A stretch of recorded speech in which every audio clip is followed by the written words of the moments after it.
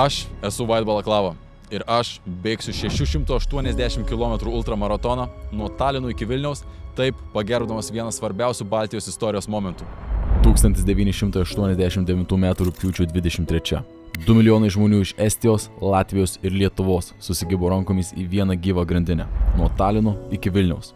Taip sukurdami 680 km kelią, kuris dabar yra žinomas kaip Baltijos kelias.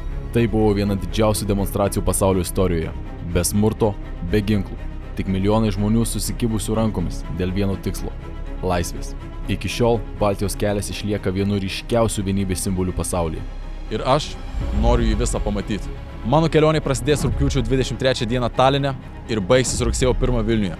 Kelionės metu turėsiu veikti 68 km kiekvieną dieną ir taip 10 dienų iš eilės. Darydamas tai noriu priminti, kas mes tokie esam ir kokią galią mes turime kartu.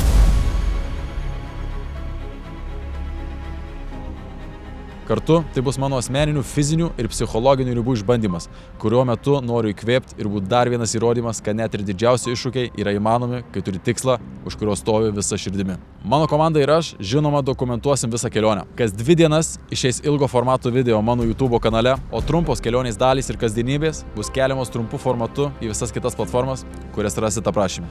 Tokio lygio išbandymą, aišku, darau pirmą kartą ir todėl noriu ypatingai paprašyti jūsų palaikymo ir jūsų energijos, nes be jos finišuot bus neįmanoma. Prieš beveik lygiai metus bėgau savo patį pirmą maratoną, o dabar bėgsiu 16 maratonų per 10 dienų, nuo Talino iki Vilniaus, per Estiją, Latviją ir Lietuvą.